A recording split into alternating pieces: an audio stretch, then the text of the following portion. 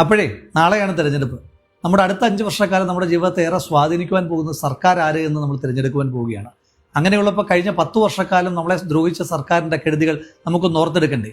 ഓർക്കുന്നില്ലേ? PSC പരീക്ഷ എഴുതി പാസ്സായതിനു ശേഷവും ഒരു ജോലിക്ക് വേണ്ടി നമ്മൾ ഭിക്ഷയാചിച്ചും കയ്യിൽ കർപ്പൂരമേന്തിയും ഒക്കെ സെക്രട്ടേറിയറ്റിലേക്ക് ചെന്നിട്ട് നമ്മളെ ചവിട്ടി പുറത്താക്കിയതിനു ശേഷം ശിവരഞ്ജിത്തിനെയും നസീമിനെയും പോലുള്ള SFIക്കാർക്ക് പിൻവാതിലൂടെ ലക്ഷക്കണക്കിന് പാർട്ടിക്കാരെ തിരികെ കയറ്റിയ സർക്കാരെ നമുക്ക് മറക്കുവാൻ കഴിയും? ഉപ്പിനും മുളകിനും തൊട്ട് അവശ്യ സാധനങ്ങൾക്കെല്ലാം വിലക്കയറ്റം സൃഷ്ടിച്ച ഒരു സർക്കാരിനെ നമുക്ക് മറക്കുവാൻ കഴിയുമോ? കേന്ദ്ര സർക്കാർ പെട്രോളിന്റെയും ഡീസലിന്റെയും പേരിൽ നടത്തുന്ന കൊള്ള കൂടാതെ ഇവിടുത്തെ സംസ്ഥാന ടാക്സിന്റെ പേരിലുള്ള എക്സ്ട്രാ കൊള്ളയും അതുകൂടാതെയുള്ള സെസ് എന്ന പേരിൽ പെൻഷൻ കൊടുക്കുവാനെന്ന വ്യാജേന നടത്തിയ അധിക കൊള്ളയും നമുക്ക് മറക്കുവാൻ കഴിയുമോ? എന്നിട്ട് പാവപ്പെട്ട പെൻഷൻ ബെനിഫിഷ്യറീസിന് പെൻഷൻ കൊടുത്തിട്ടുണ്ടോ? ഇല്ല. KSRTC ജീവനക്കാർക്ക് ശമ്പളം കൊടുത്തിട്ടുണ്ടോ? ഇല്ല. KSRTC ജീവനക്കാർക്ക് പെൻഷൻ കൊടുത്തോ? ഇല്ല. KSRTC കട്ടപ്പുറത്താക്കില്ലേ ആക്കി. അരിപ്പടി കൊണ്ട് നിർമ്മിച്ച സ്കൂളുകൾ ഇടിഞ്ഞു വീഴുന്ന കാഴ്ച നമ്മൾ കണ്ടു. ആ സ്കൂളുകളെ കേരളത്തിന്റെ ലഹരി മാഫിയ കയ്യേറുന്ന കാഴ്ച നമ്മൾ കണ്ടു. അതിനെ പ്രതിരോധിക്കാൻ കഴിയാത്ത പോലീസിന്റെ നിസ്സഹായാവസ്ഥ നമ്മൾ കണ്ടു.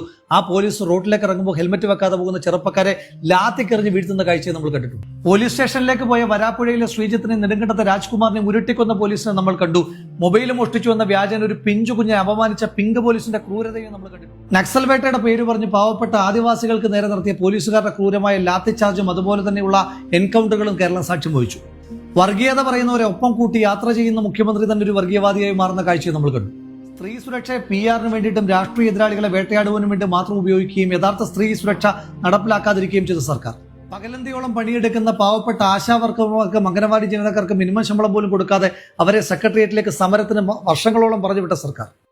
ഒരുപാട് സ്വപ്നങ്ങളുമായി പഠിക്കുവാനായി ചുരം കയറി ചെന്ന സിദ്ധാർത്ഥനെ ഉരുട്ടിക്കൊന്ന SFIക്കാരന്റെ ഇടിമുറികളെ പറ്റി നമുക്ക് മറക്കുവാൻ കഴിയും. വിക്ടോറിയ കോളേജിലെ പ്രിൻസിപ്പലിന് ശവമഞ്ചം ഒരുക്കുകയും മഹാരാജാസ് കോളേജിലെ പ്രിൻസിപ്പലിന്റെ കസേര കത്തിക്കുകയും ചെയ്ത SFIക്കാരന്റെ ഗുരുതെന്ന് നമുക്ക് മറക്കുവാൻ കഴിയും. തെരഞ്ഞെടുപ്പിൽ പരാജയപ്പെടുമ്പോൾ ബാലറ്റ് വിഴുങ്ങുന്ന SFIക്കാരെ നമുക്ക് മറക്കുവാൻ കഴിയും. പാവപ്പെട്ടവന് ലൈഫിലൂടെ വീട് നൽകാതിരിക്കുകയും മുഖ്യമന്ത്രിയുടെ കാലിത്തൊഴുത്തിന് ക്ലിഫ് ഹൗസിൽ 42 ലക്ഷം രൂപ അനുവദിക്കുകയും ചെയ്ത സർക്കാരിന്റെ ദൂർത്തും ഇരട്ടത്താപവും നമുക്ക് മറക്കുവാൻ കഴിയും. പാർട്ടി അനുഭാവി ആയിരുന്നിട്ട് കൂടി ADM നവീൻ ബാബുവിനെ ക്രൂരമായി അധിക്ഷേപിച്ച് കൊലപ്പെടുത്തിയ CPM നേതൃത്വത്തെ നമുക്ക് മറക്കുവാൻ കഴിയും. CPMകാർ സമരം ചെയ്ത് പൂട്ടിച്ച കേരളത്തിലെ വ്യവസായ സ്ഥാപനങ്ങളെ പറ്റി നമുക്ക് മറക്കുവാൻ കഴിയുമോ? ആന്തൂർ സാജനെ കൊന്നതിന് ശേഷം ആ സാജന്റെ ഭാര്യയെ പോലും അധിക്ഷേപിച്ച് നമുക്ക് മറക്കുവാൻ കഴിയും. ശരത് ലാലിനെയും കൃപേഷിനെയും ഷുഹൈബിനെയും അരിയിൽ ഷുക്കൂറിനെയും കൊന്നൊടുക്കിയ CPMന്റെ നരാധമ രാഷ്ട്രീയത്തെ നമുക്ക് മറക്കുവാൻ കഴിയും.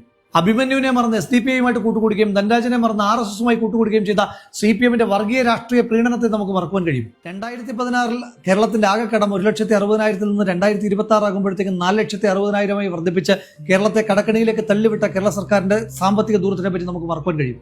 വെള്ളക്കരം വർദ്ധിപ്പിച്ച, വീട്ടുകരം വർദ്ധിപ്പിച്ച, വൈദ്യുതി ചാർജ് വർദ്ധിപ്പിച്ച, ബസ് ചാർജ് വർദ്ധിപ്പിച്ച, കോർട്ട് ഫീസ് ചാർജ് വർദ്ധിപ്പിച്ച, ബർത്ത് സർട്ടിഫിക്കറ്റ് തൊട്ട് ഡെത്ത് സർട്ടിഫിക്കറ്റ് വരെയുള്ള എല്ലാ സേവനങ്ങളുടെയും ചാർജ് വർദ്ധിപ്പിച്ച ഈ സർക്കാരിന് നമുക്ക് മറക്കുവാൻ കഴിയും. കാട്ടാനകളും കാട്ടുമൃഗങ്ങളും നാട്ടിലിറങ്ങി മനുഷ്യന്മാരെ പട്ടാപ്പകൽ ചവിട്ടിക്കൊല്ലുന്ന കാഴ്ച നമുക്ക് മറക്കുവാൻ കഴിയും.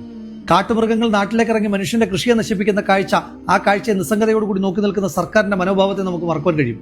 ഡിപ്ലോമാറ്റിക് ചാനലിലൂടെ സ്വർണം കടത്തിയ മുഖ്യമന്ത്രിയുടെ വലങ്കൈയായ ശിവശങ്കറിനെയും ശബരിമലയിൽ നിന്ന് സ്വർണം കടത്തിയ മുഖ്യമന്ത്രി ഇടങ്കൈയായ പത്മകുമാറിനെ നമുക്ക് മറക്കുവാൻ കഴിയുമോ? സ്വർണ്ണക്കടത്തിനെ നമുക്ക് മറക്കുവാൻ കഴിയും. ശബരിമലയിലെ വിശ്വാസികളെ വേദനിപ്പിച്ച, ക്രിസ്തുമത വിശ്വാസികളെ വേദനിപ്പിച്ച, ഇസ്ലാം മത വിശ്വാസികളെ വേദനിപ്പിച്ച, വിശ്വാസത്തെ തന്നെ വേദനിപ്പിച്ച ഒരു സർക്കാരിനെ നമുക്ക് മറക്കുവാൻ കഴിയും. ചരിത്രത്തിലാദ്യമായി ശമ്പളം കൊടുക്കാത്ത സംസ്ഥാന സർക്കാർ ജീവനക്കാരെ വഞ്ചിച്ച സർക്കാരിനെ നമുക്ക് മറക്കുവാൻ കഴിയുമോ? പെൻഷൻ കിട്ടാത്തതിന്റെ പേരിൽ KSRTC ജീവനക്കാർ ആത്മഹത്യ ചെയ്തെന്ന് നമുക്ക് മറക്കുവാൻ കഴിയുമോ? കൃത്യമായി 1-ാം തീയതി ശമ്പളം കിട്ടാത്ത KSRTC ജീവനക്കാരെ നമുക്ക് മറക്കുവാൻ കഴിയുമോ? സ്വിഫ്റ്റ് കമ്പനി ഏൽപ്പിച്ച് KSRTC കട്ടപ്പുറത്താക്കിയ സർക്കാരിനെ നമുക്ക് മറക്കുവാൻ കഴിയുമോ? വയനാട് ദുരന്തത്തിന്റെ മറവിൽ ഊരാളുങ്ങൾ എന്ന് പറയുന്ന വെള്ളാനെ ഉപയോഗിച്ചുകൊണ്ട് സംസ്ഥാന സർക്കാർ നടത്തിയ തീവട്ടിക്കൊള്ളയെ പറ്റി നമുക്ക് മറക്കുവാൻ കഴിയുമോ? ശസ്ത്രക്രിയയ്ക്ക് ശേഷം വയറ്റിൽ നിന്ന് കത്രിക എടുക്കുവാൻ മറന്നതും കൂട്ടിരിക്കുവാൻ പോയ ബൈസ്റ്റാൻഡർ കെട്ടിടം ഇടിഞ്ഞു വീണു മരിച്ചതും ആശുപത്രിയിൽ ചികിത്സിച്ചുകൊണ്ടിരുന്ന ഡോക്ടറെ ആരോ വന്ന് കുത്തിക്കൊന്നതും ആരോഗ്യവകുപ്പിന്റെ ഏറ്റവും വലിയ നട്ടലായ നഴ്സുമാർ സ്ഥിരമായി സമരം ശമ്പളത്തിന് വേണ്ടി ചെയ്യേണ്ടി വരുന്നതുമൊക്കെ ആരോഗ്യ മേഖലയിലെ സ്ഥിരം കാഴ്ചയായി മാറുകയാണ്.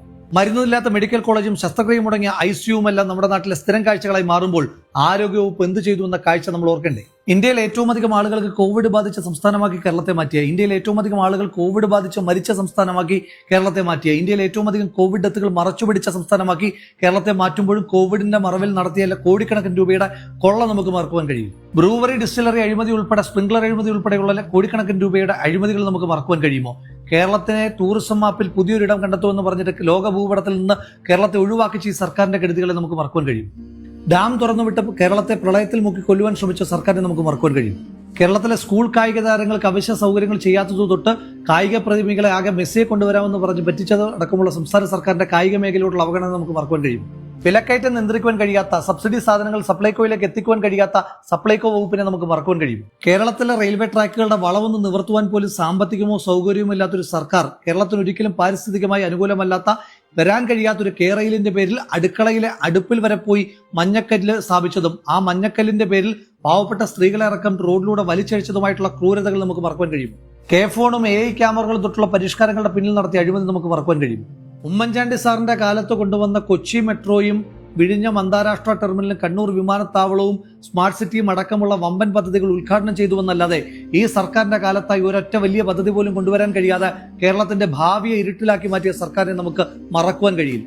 10 കൊല്ലക്കാലം കൊണ്ട് ഈ നാടിനെ കുളം തോണ്ടിയ ഒരു കൊള്ളരുതാത്ത സർക്കാരിന്റെ കൊള്ളയെപ്പറ്റി പറയാൻ പോയാൽ ഇനിയും ദിവസങ്ങൾ ഒരുപാട് വേണ്ടിവരും. നമുക്ക് അത്രയും സമയമില്ല. ആ കൊള്ളരുതാത്ത സർക്കാരിനെതിരായിട്ടൊന്ന് സമരം ചെയ്ത സമരക്കാരെ തലക്കടിച്ച് കൊലപ്പെടുത്തുവാൻ ശ്രമിച്ച ഡിവൈഎഫ്ഐയുടെയും പോലീസിന്റെയും ഗുണ്ടകളോട് അത് ജീവൻ രക്ഷാ സേനയാണെന്ന് പറഞ്ഞ കേരള ചരിത്രത്തിലെ ഏറ്റവും ജനാധിപത്യ വിരുദ്ധനായ, ഏറ്റവും ക്രൂരനായ, ഏറ്റവും അധികം കള്ളങ്ങൾ പറയുന്ന, ഏറ്റവും അധികം കൊള്ളയ്ക്ക് കൂട്ടുനിന്നിട്ടുള്ള ഒരു മുഖ്യമന്ത്രിയാണ് ശ്രീ പിണറായി വിജയൻ. ആ പിണറായി വിജയനെ താഴെ ഇറക്കുവാൻ കിട്ടുന്ന സുവർണാവസരമാണ് നാളെ നമ്മുടെ ഓരോരുത്തരുടെയും കയ്യിലേക്ക് വന്നു ചേരുന്നത്. വോട്ട് ഓർമ്മയാണ്, ഓർമ്മപ്പെടുത്തലാണ്. ഓർമ്മ കഴിഞ്ഞ 10 വർഷക്കാലം ഈ സർക്കാർ നമ്മളെ എങ്ങനെയെല്ലാം ദ്രോഹിച്ചു എന്നുള്ളതായിരിക്കണം.